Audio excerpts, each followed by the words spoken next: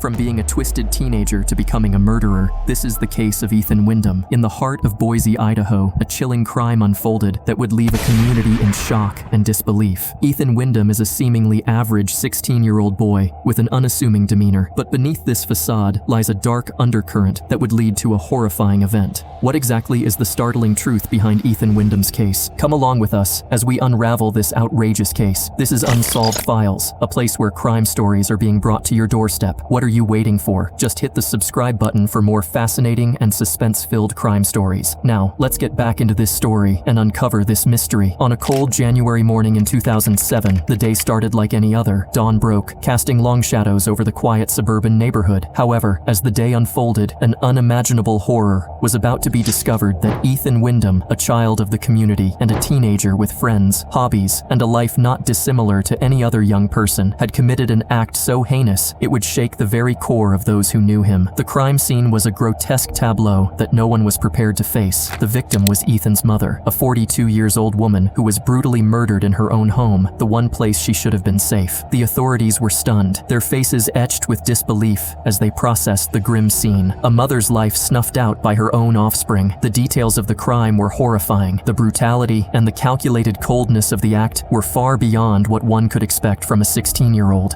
It was a crime that seemed to belong in the pages of a thriller novel, not in the quiet suburbs of Boise. As dusk settled on this gruesome act, the authorities began their quest for answers. The crime scene was a chilling tableau of violence and a testament to the dark depths the human mind can plummet into. With every piece of evidence collected and cataloged, the puzzle started to take shape. The police, experienced in the art of deduction, began their investigation in earnest. They methodically pieced together the fragments of the night, each piece a stark reminder of the horror that had unfolded. Fingerprints, DNA samples, and other forensic evidence began to paint a picture that pointed them towards one individual, Ethan Windom. When confronted, Ethan's reaction was far from what one might expect. No, you don't. Don't tell me you know you do. You don't even know.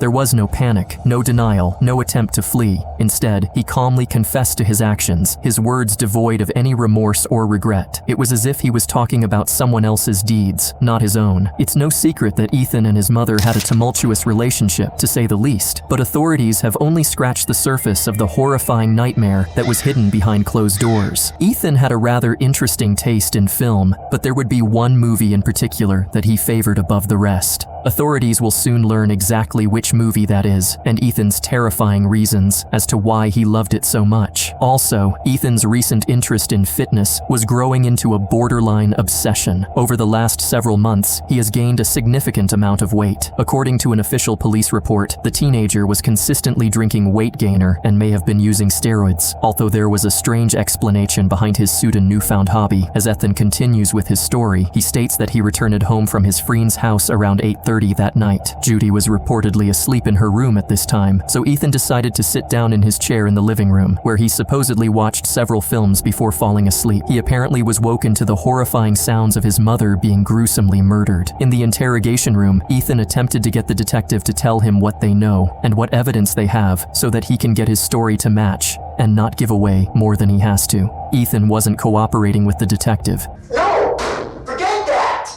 And so another detective came in to interrogate him, but despite the interrogator not sounding particularly convincing about his words, Ethan's facial expressions gave him away. The detective made references to the author Bret Easton Ellis, who's most notable for his 1991 novel, American Psycho, and Ethan happens to be a big fan of his work. However, his fascination with the fictional story has transformed into an unsettling obsession. This story features a wealthy investment banker who earns his fortune by day but is a ruthless serial killer by night. Of course, to Ethan, it was much more than just a book or a movie. After Ethan failed attempts to get the detectives to tell him what they knew, there was a massive shift in his behavior. He suddenly started talking differently and also using a different accent. Ethan felt very uncomfortable when he was asked by the detective if he knew the difference between right and wrong. Now, for any average person, this should be a trigger. This is strange, or perhaps it's something that has been said to him in the past. The 16-year-old was a top-notch student at Bora High School, where he took several advanced placement classes and excelled in his academic career. However, his favorite subject to study was that of the criminal mind, serial killers to be exact. It's clear that Patrick Batman's fictional success in the world of Wall Street banking has had a profound effect on Ethan, and he seems to think he's of the same mindset. However, his other likenesses to the character are far more disturbing. The detectives aren't aware of Ethan's short temper, but his family is all too familiar with the teenager's intensifying anger. As investigators sat down with Craig, Ethan's father, provided a brief insight into the troubled life that his son is leading. Ethan initially walked to his father's house following his mother's death. However, he apparently hitchhiked the rest of the way. When he arrived, Craig's wife opened the door, and she was shocked to see that not only was Ethan incessantly crying, but he was also wearing a Kevlar vest. That vest, being a piece of protection gear, made his visit all the more suspicious. When he spoke with his father, Ethan told him that they should not go to Judy's home as her face was beat down. The horrified Craig immediately called the police. Still with investigators, Craig mentions that Judy had confided in him on several previous occasions that she was scared of her own son, and not for just one reason alone. As it turns out, Ethan was living a shocking double life, and behind closed doors, he was anything but your typical teenager. In 2006, he was diagnosed with major depressive disorder and struggled with anxiety. He was prescribed various medications and began seeing a counselor who became very concerned in regards to his condition. They believed him to be a psychopath. Technically, psychopathy isn't a separate diagnosis from antisocial personality disorder. However, as he's 16, Ethan would not technically qualify for ASPD, but in extreme circumstances, individuals may get labeled as having a personality disorder with antisocial characteristics a bit younger than 18. The dedicated mother worked at Eagle High School. Family, friends, and her fellow co-workers described her as the epitome of kindness. However, Judy's life was full of trials and tribulations. She and Ethan's father divorced after having 2 children together, and then, in the year 2000, she was reportedly hit by a car while walking. This incident had almost claimed her life, and it was following her recovery that she went back to college and pursued a degree in special education. Now, wanting to help others overcome their disabilities, she took on what she felt to be the most rewarding job, which is teaching, and to think that someone would want to take her life is simply unthinkable. During the afternoon of Wednesday, January 24th, just before her death, Judy, her son Mason, and his girlfriend went grocery shopping together around 6 p.m. Following their errand run, Judy made her way back to her house, while Mason and his girlfriend departed for their home. Once they arrived, Mason realized that they had accidentally taken some of Judy's food, and he quickly drove to her house. According to police documents, Mason only saw Ethan at the house, but not his mother.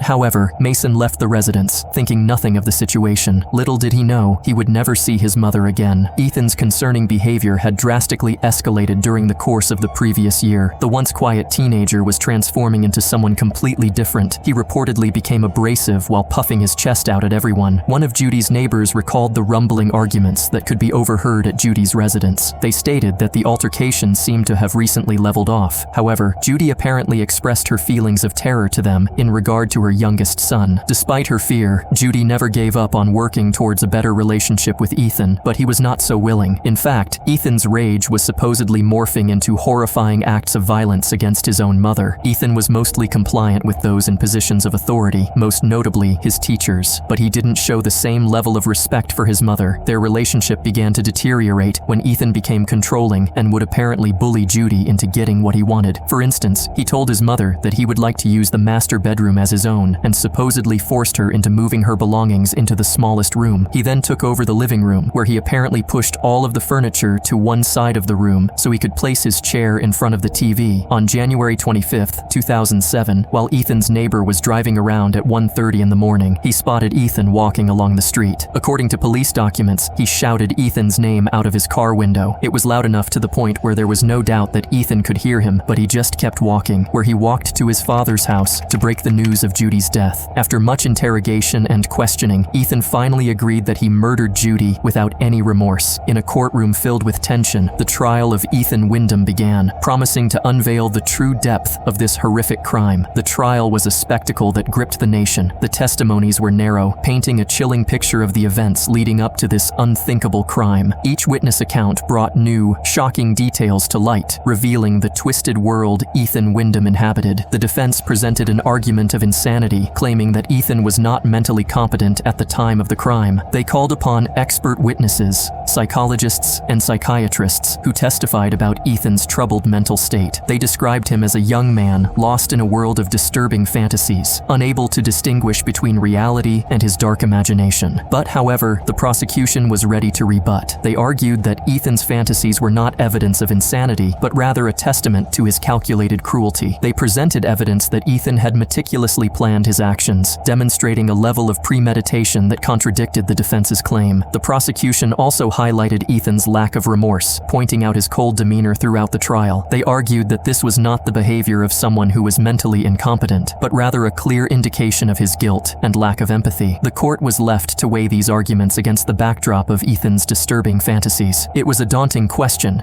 as the line between insanity and evil became blurred. The horror of Ethan's actions was undeniable, but the question remained, was he a product of a disturbed mind, or was he simply a monster? The trial was not just about determining Ethan's guilt or innocence. It was about understanding the mind of a young man who had committed an unthinkable act. It was about finding justice for the victims while also grappling with the complexities of mental health in criminal justice system. As the trial progressed, it became clear that this was not just a case of a troubled teenager, but of a deeply disturbed individual. With the evidence presented and testimonies heard, the jury was left with the daunting task of deciding Ethan Windom's fate. After hours of deliberation, a decision was finally reached. The jury, moved by the gravity of the crime and the overwhelming evidence, found Ethan Windom guilty and sentenced him to life in prison without the possibility of parole. A collective sigh of relief echoed through the courtroom as justice was served, and the verdict was met with a myriad of reactions from the community. For some, it was a sobering moment of closure, while for others, it was a chilling reminder of the evil that lurked in their midst. The courtroom was a sea of mixed emotions: relief, anger, sadness, and shock. The aftermath of the trial was equally significant. It sparked a broader conversation about the state of mental health services for teenagers and the need for early intervention. The case shines a spotlight on the tragic consequences of untreated mental illness, driving home the urgent need for reform and better support systems. Ethan's case had far-reaching societal implications as well. It served as a stark reminder that violence can erupt in the most unexpected places, even within the confines of a seemingly ordinary suburban home. It underscored the importance of maintaining vigilance, fostering open communication, and creating safe spaces for individuals to express their struggles. Psychologically, the case of Ethan Windom sent shockwaves through the professional community. It challenged preconceived notions about the nature of violent offenders, prompting renewed focus on understanding the complexities of the human mind. It underscored the need for early detection and intervention in cases of severe mental health issues, particularly among adolescents. In the end, Ethan Windom's story is a tragic tale of a young man's descent into darkness. It's a stark reminder of the devastating consequences of untreated mental illness and the urgent need for societal change. The case of Ethan Windom serves as a chilling reminder of the dark corners of the human psyche. Actions have consequences, no matter the age or circumstances of the perpetrator. What a dark story. What are your thoughts about this story? Did you think Ethan deserved the punishment he got? Or should he have been pardoned for his evil deeds? Well, let us know what you think by sharing your thoughts with us in the comment section below. If you followed this story through, don't forget to give us a thumbs up. It wouldn't cost you much. Also, you can check out this next video on your screen to see how one event destroyed a family. What are you still waiting for? Go unsolve the case. See you in our next video.